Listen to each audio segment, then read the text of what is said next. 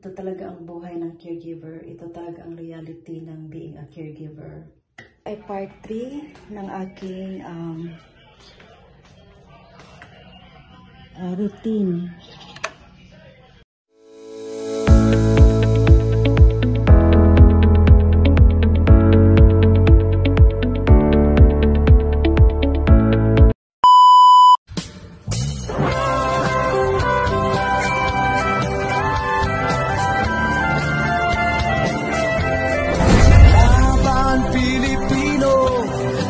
Sa mundo, ang Pinas sa inyo'y saludo. Malawak man ang daigdig, malayo ka man kababayan, sa kalungkot ay huwag pagkakilang. Pilipino, saan man sa mundo, ang Pinas sa inyo'y saludo.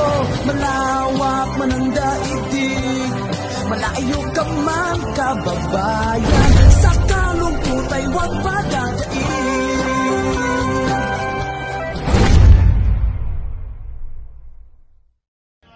Routine sa aking amo. So, while she's watching TV, nagre-ready po ako. Ayan. She's watching TV. Ayan, nag-watch ng TV until 10:30. So, ito pong ginagawa ko. Nagpakulo po ako ng tubig for me to drink tomorrow. So, ready ko na po itong may inom bukas. Nilagyan ko po yan ng lemon at saka ginger. Sinama ko na po ang lemon mismo. Hinugasan ko po for sure. At ito, niready ko na po ito para bukas. Para paggising ko po, ayan na. Diba? Ayan po. Tapos yung table niya, ready na po. Nilagyan ko na po ng small pork. Para malinis na po ang sink. Ito po yung gagamitin ko para sa kape ko po. At ito pong lagyanan ko ng tubig for whole day na inumin ko po. Diba? So, kaya kumukulo na po siya kanina. So, pwede ko na siyang i-turn off para ready na po yan bukas. So, ito po, punta tayo sa CR ng amo ko, guys. I-ready ko po yung pag mag-CR siya. Meron pong mag-toothbrush siya. So, ito. I-ready ko po yung toothbrush niya, yung tubig niya. Ready na talaga siya. Ito po yung gagamitin niya para sa kanyang fez. Talagang forever talaga niya itong ginagamit. So, ayan. Ready na po yung mga kagamitan niya. Yes. Yan po ako. Niready ko po ang dapat kong gamitin para walang Tapos, ready na po yung niya, yung tissue niya para mamayang pag mag-CR siya, hindi na po niya ako ginigising. So, every night, nilagyan ko din siya ng lotion, whole body po. So, yung bed niya, i-ready ko na rin po to. Ganito na ko lang siya, guys. Yan, ipo-fold lang siya. Ganyan lang. Tapos, ilagay ko yung niya, yung damit niya pang bed. Yan. Yes, tapos kukunin ko to para mamaya sa TV niya. Kasi, kahit tulog yan, guys, naka-on ang TV. So, i-ready ko rin tong socks niya para tomorrow. Kasi everyday ko talaga siya pinapalitan ng socks. Ganyan po si Minulbi. Ayaw po niyang pabalik-balik yung yung gamit. Nice. So, ito turn on ko na lang tong lights para Hindi ko nagagawin mamaya. Natakot si Minolby sa mukha niya. So, yun lang ginagawa ni Minolby. Yeah,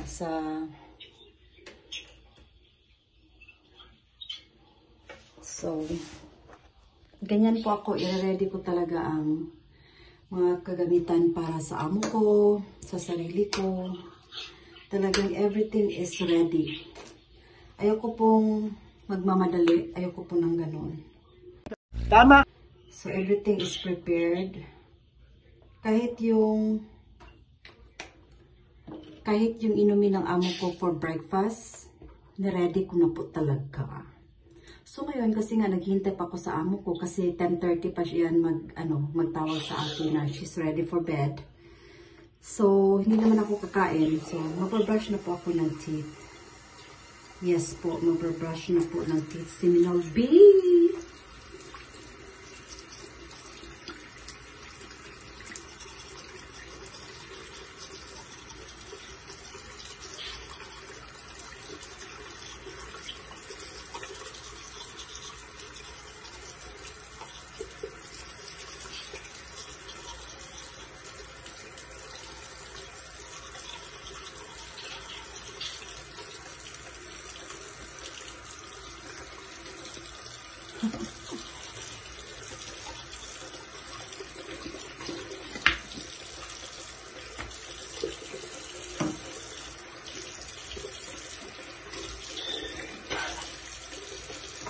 Okay, see you guys later.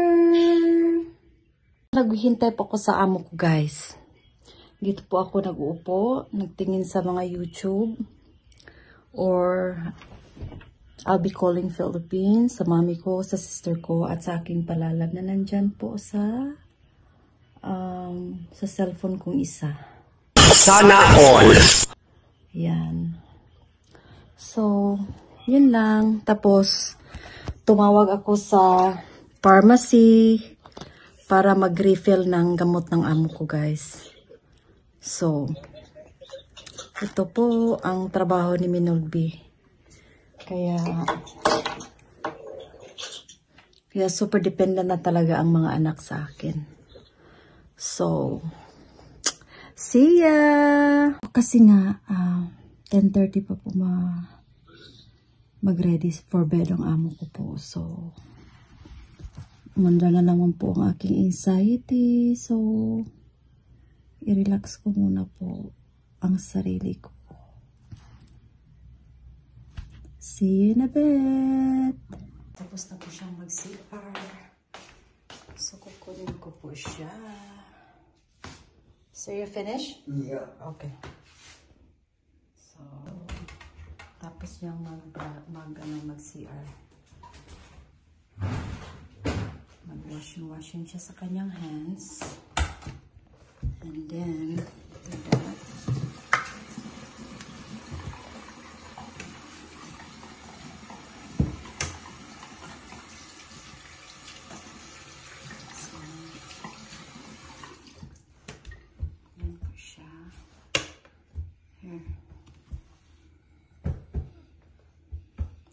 Sa kanyang hands para yan.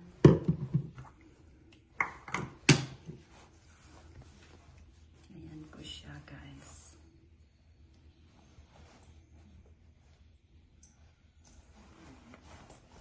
Nahirapan na siya sa kanyang kamay. But magagawa pa rin niya ang gusto niyang gawin.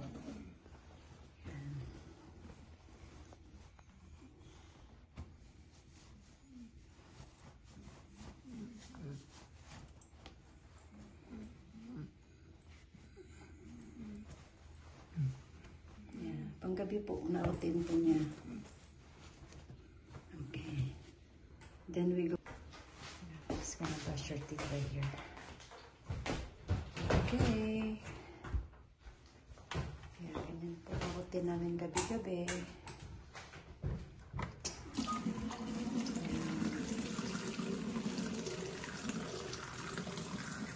Ganyan po ang routine namin.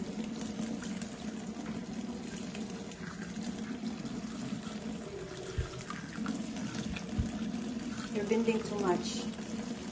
You're gonna hit your head in the faucet. You don't want that.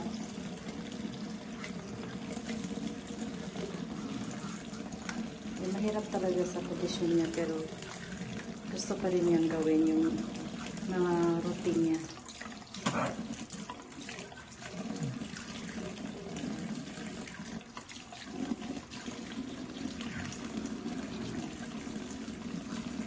Ganyan lang po ang ano niya.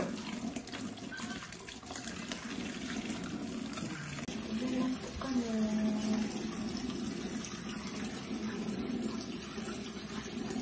I have to hold her all the time.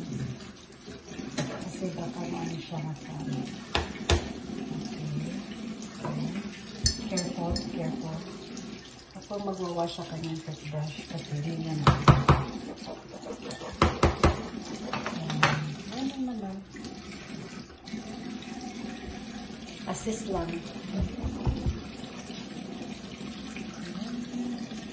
Tapos pagkatapos nito, balik naman siya sa upuan kasi magwa-watch pa siya ng TV until 10:30. We're still gonna watch news, right? Yeah. Yeah, so magwa-watch pa rin siya ng news. Yeah. Madilim pa sa bedroom niya kasi mamaya na siya mag-bedroom.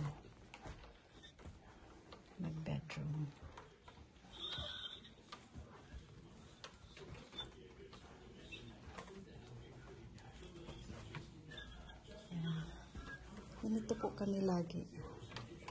Kung anong routine namin during the day na maglakad siya. Kumain, mag-CR, mag-bed. Ganito. She cannot walk by herself. Yeah.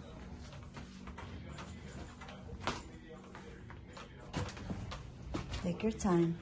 Take your time. You don't need to be in a hurry and you're gonna fall. It's not worth it. Just do the best you can.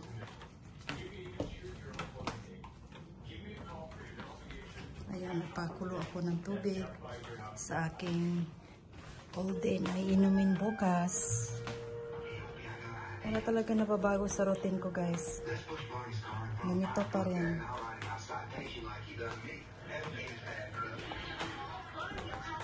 Para mamaya, guys, hindi na siya mag-brush ng teeth, hindi na siya linis sa mukha niya. Pag bedtime na, all I have to do is i-change ko na lang yung diaper niya. Yun lang. Diba? Ganun po siya until 10:30. Yun lang po ang ano niya.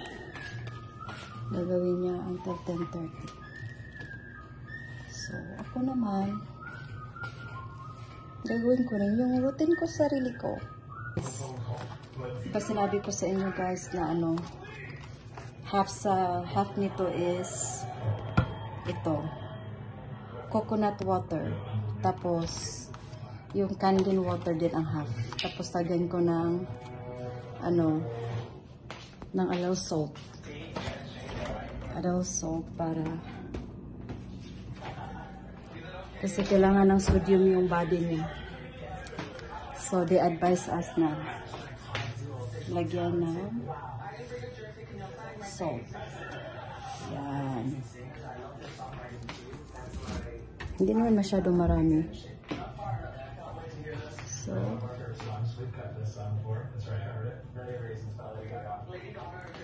nilagyan ko muna ng tubig. Kasi yung kangen po ang ginagamit ko lagi para sa kanya at sa akin. Para ano, para safe kami lagi. Trivia lang, guys, nung 3 years ago, dito sana kami umiinom sa ano niya, sa faucet, kasi nasanay na ako doon sa yung tinitira ng kapatid ko. Ang nangyayari, guys, the next day, nakakatakot, sobrang yellow ang ano, ang tubig. Kaya sabi ko, never again in the faucet. Never again.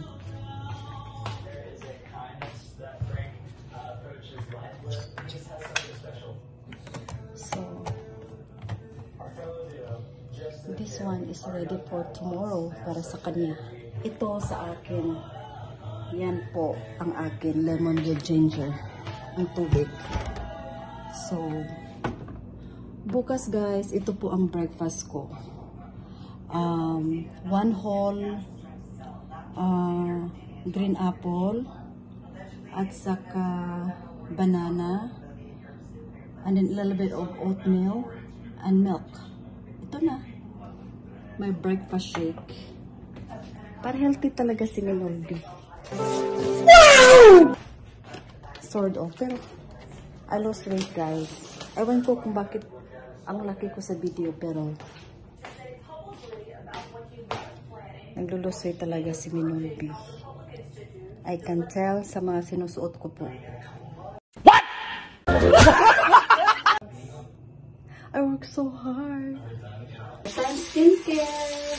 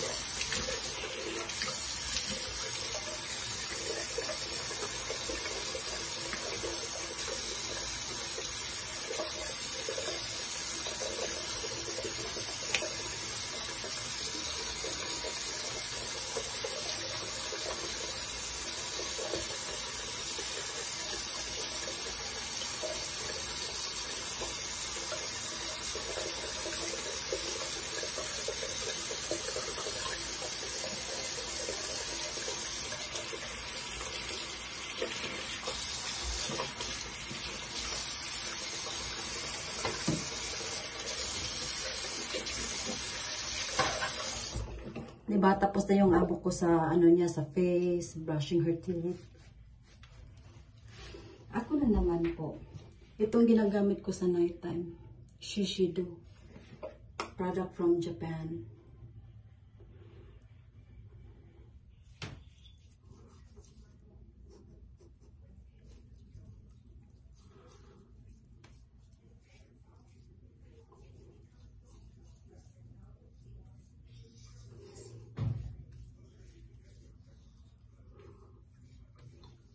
Yun lang for me.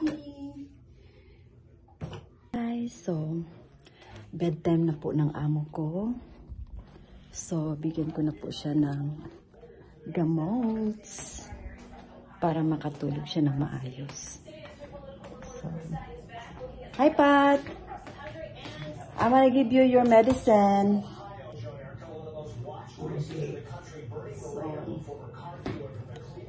So, bigyan natin ng gamots. So, gonna look at kung gagawin ko, ha? Medyo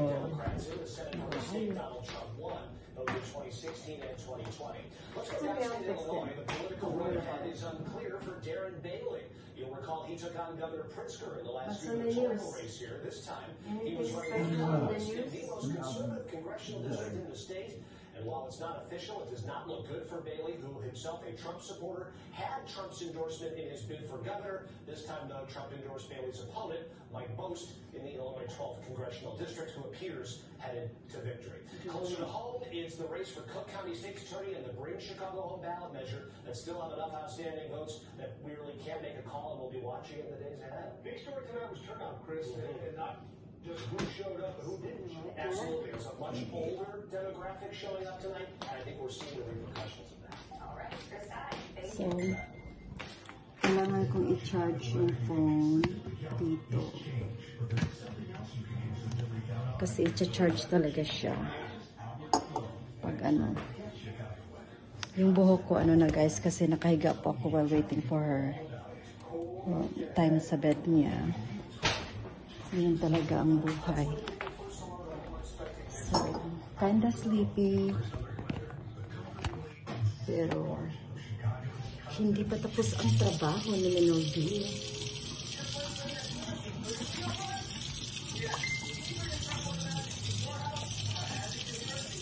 Imagine nyo guys,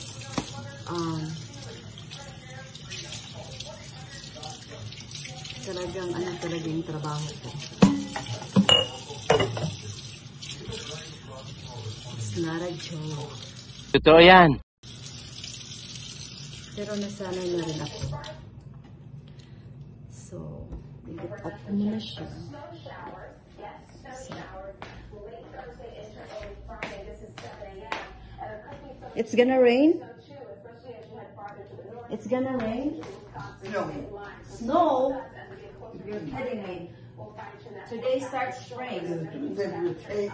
They said that today it starts the spring.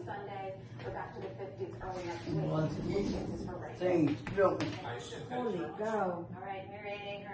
I thought we're done. Next will be the last day of March. The Democratic National Convention, but before they look at the national picture, some local races need to come together. And everyone comes here to Chicago this summer. It's going to be a Place to be. Yes, absolutely. Marianne, thank you very much. Thank you, Appreciate it. Marianne. Of course. And that is going to do it for us tonight on this election night. Is it not over yet? They're still counting the votes. You can wake up with the NBC 5 News today. Oh, you're watching Channel 5? I thought you were watching Channel 2. I don't care, 2-5, both good. Oh, okay. So.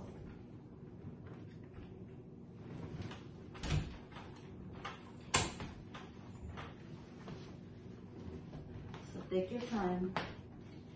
Stay in the middle so you don't stumble.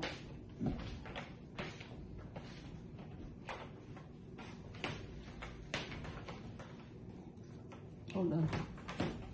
Hold on. Okay, Pat. So, ito talaga kami. Maglakad ng maglakad. Yes. So, take your time. Ito talaga, guys. Trabaho ni Minondi. So, while we're walking, ito-turn off ko yung lights. Kasi, I don't wanna come back here. No, punta pa rin ako dito kasi yung upper long sleeve niya, ilagay ko na sa laundry. Pero bukas na ako maglalaba. Yes, I have to get her ready for bed. You're kinda sleepy, Patsy? No. No? Because you were sleeping in your chair. So, ito lang, routine namin every night. So, ang gagawin ko lang sa kanya ngayon is lilinisin ko lang siya. Kasi ayaw naman natin matulog na hindi malinis ang ating down below, diba? Yung private part natin, kailangan natin hugasan pag hindi ka maligo. Okay. Ayan talaga. But I don't wanna show you guys kung ano.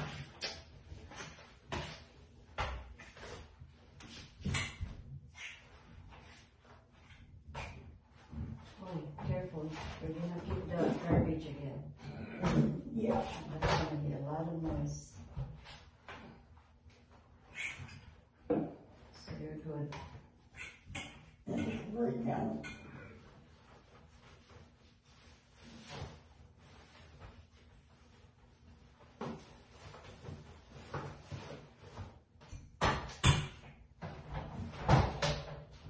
So I need to change this because it's filthy.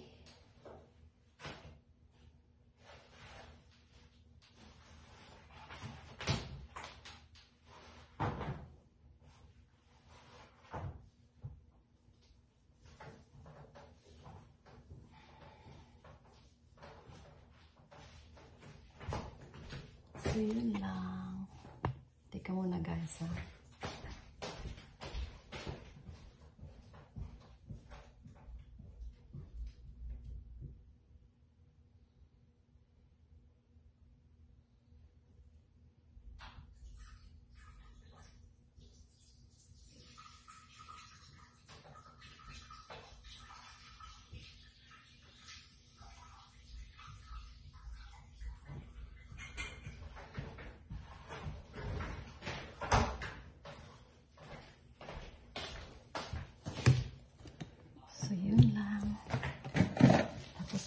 tayo ng gloves kasi lilinisan natin ang kanyang vajayjay.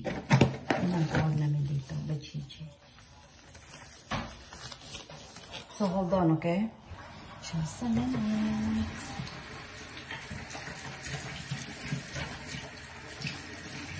I wanna make sure you're clean. So, Sure, what? I wanna make sure you're clean. So, open. Open.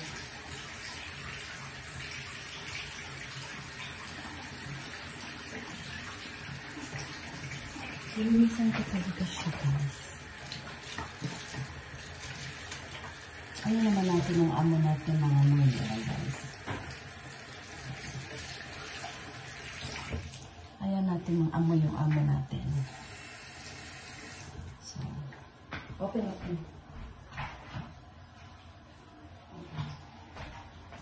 So, pero hindi mga may serious of being a caregiver kung hindi malinis ang amo. Use this minute. So, kailangan natin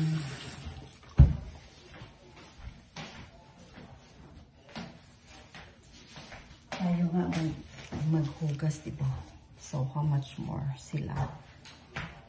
So, just hold on. Sorry guys, ang buhok ko. It's all over the place. Kasi nag-embed na ako. Bumangon na ako para i-bed siya.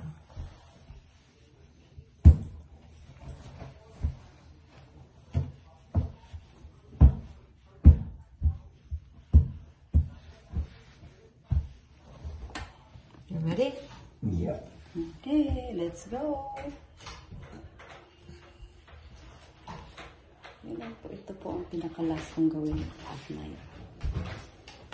Kasi siya nalang mag-CR. Sa kumo lang siya. So, take your time, Patsy. We don't need to be in a hurry and get an accident. You have to be in the safe side. The safest way to go. Ang hirap mag-English.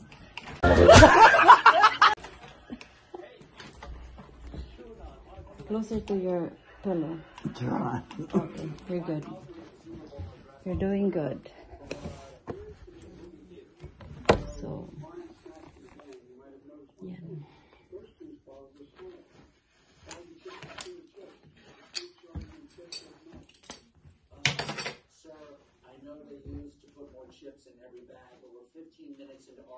He knows how to copy the voice of Donald Trump. Really? He's very good. Okay, that. Such talent he has, you know. Hindi niya naman makita, diba, guys? Lagyan ko lang siya ng lotion. Yung ginagawa ko sa umaga, yun din ang ginagawa ko sa gabi. Put lotion. Para hindi siya mangarte. Talaga yung skin niya, guys, parang baby. Napaka-smooth. Lahat ng mga matanda ko, hindi sila, hindi nagda-dry skin. Kasi paliguan ko talaga ng lotion. Basta may pera ang matanda. Paliguan ko talaga ng lotion.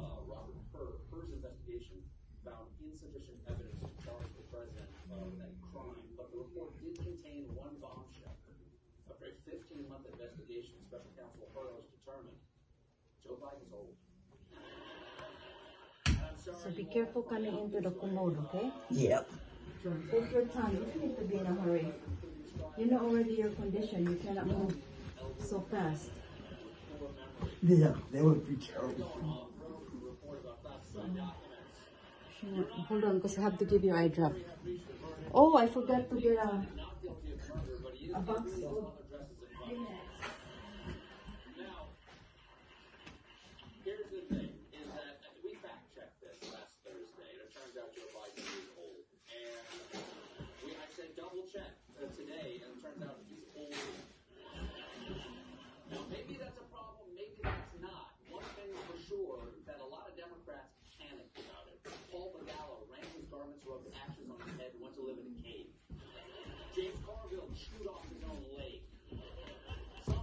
Okay.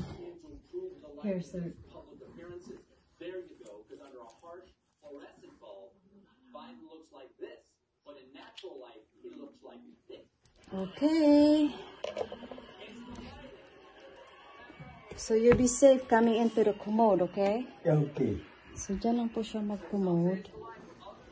Hindi na niya ako gigisingin, guys. Thanks God to Ate Melly. Siya po ang nag-train kay Pat. Kasi ayaw talaga nun ayaw niyang bumangon. So talagang tinuruan talaga niya. Napakabait na caregiver. Good night, Patsy!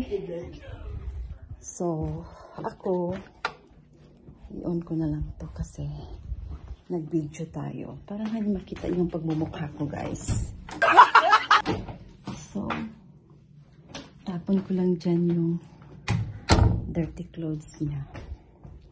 Bukas na ako mag-laundry. Pwede naman. Ako lang naman ang mag-decide kung kailan ko mag-laundry. Hindi na kailangan may magsabi sa akin na, oh, you need to wash. You need to wash the clothes. Kasi lagi napupunta yung mga anak dito.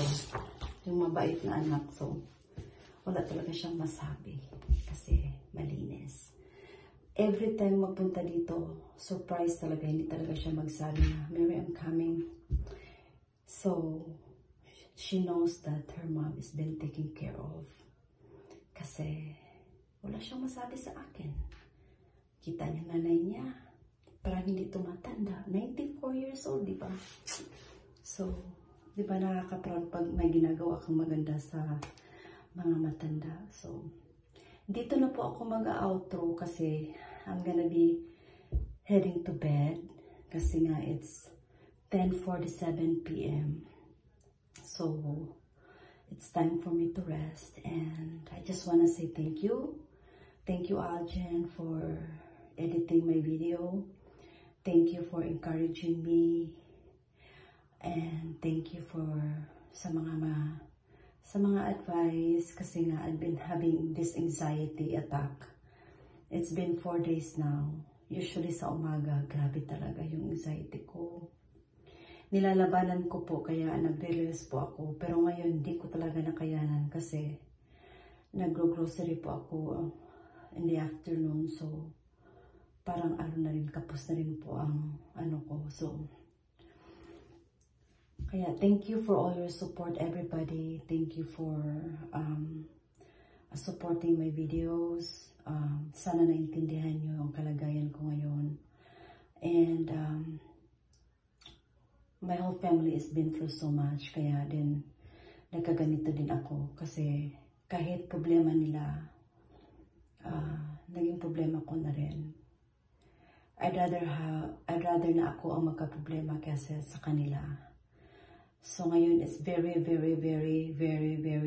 heavy load talaga sa pamilya namin. But we're gonna get through this kasi ni Lord kami sumasandal ngayon.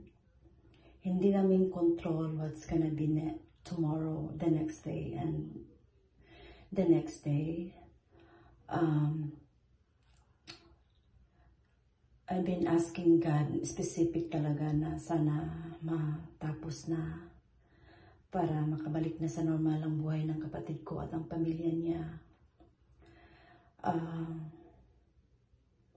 Sobra akong emotional talaga when it comes to my family. Kasi ako, kahit meron akong dinadamdam, may akong problema, may problema ako sa pera, whatever, I can handle it. Kasi nga, kung hindi ka lang tamad, masosolve din yung problema na yun. Pero itong problema ng kapatid ko, it's really not about money. Kaya si Lord talagang sinasandala namin. We encourage Him to pray. Kasi, what's the use of us praying for Him kung siya na mismo ay hindi din nagpe-pray? Medyo lumayo po siya sa church. Maybe because he's so busy with schedules of his kids na may mga games, iba-ibang schedule. Tapos pag weekends, full schedule talaga. So parang nalihis din siya ni Lord. So binigyan siya ng trials na ito na alam kong makakayanan din niya. Kasi hindi naman tayo bibigyan ng problema ni Lord na hindi natin kakayanin. Ako nga sobrang dami kong pinagdaanan buong buhay ko. Pero look at me now. I'm still standing. And kasi I rely everything to God. I could not do anything kung wala si Lord talaga. Kasi ang hirap kaya ng buhay single mom for so many years. So, sorry guys, napaiyak na rin ako pero I'm forever grateful ni Lord kasi hindi niya kami iwanan. Hindi kami niya iniwan. And everyday talaga, kahit morning mag-grocery naman ako, pero like every single day kasi karap ko yung altar ko sa kwarto ko pag nakaupo ako sa doon sa upuan ko lagi. So masaya na rin ang puso ko kasi parang nilalight in the Lord pag tumatawa ako sa Kanya. So ito lang anxiety ko, hindi ko alam kung kailan mag-attack. I just hope na matapos na talaga. So yun pa man. So thank you so much for watching this part 3 ng aking caregiving video. Ito talaga ang buhay ng caregiver. Ito talaga ang reality ng being a caregiver. Iba yung pag nandun ako sa Pilipinas, hindi ako naghuhugas, hindi ako naglalaba, hindi ako naglilinis. Kulang na lang damitan ako ng pamangkin ko. Kapatid ko nandyan din. So, it's like a vacation talaga na wala pa akong ginagawa. I don't need to worry anything kasi on vacation ako. Pero in reality, darating din ang panahon na dyan na po ako sa Pilipinas talaga. So, talagang relax talaga yung buhay ko dyan sa Pilipinas. Tapos pag kailangan ko na may magpamassage ako, magpahilot, nandyan yung suki namin na lagi nagpupunta sa bahay, manicure, pedicure. Pero tingnan yung kamay ko guys. Kamay ba yan ng babae? Oh no! Talagang walang pedicure, manicure po dito. Meron, pero I don't wanna spend that much money. Mahal talaga. At saka, lagi pa ako naguhugas. So what's the use yung mga kaartihan na ganyan? Hindi yan you're just throwing your money for that. And for me, okay po ako kahit walang manicure, pedicure. Pero pag nandun ako sa Pilipinas, of course, napakamura. So, ipamper naman natin ang sarili natin, di ba? So, mataas na po ang aking video. So, salamat. I won't never get tired of saying thank you to everyone na laging nandyan para sa akin. I love you guys. Don't forget to subscribe naman yung mga nanood lang. Ilibre naman po. So, God bless everybody. Bye!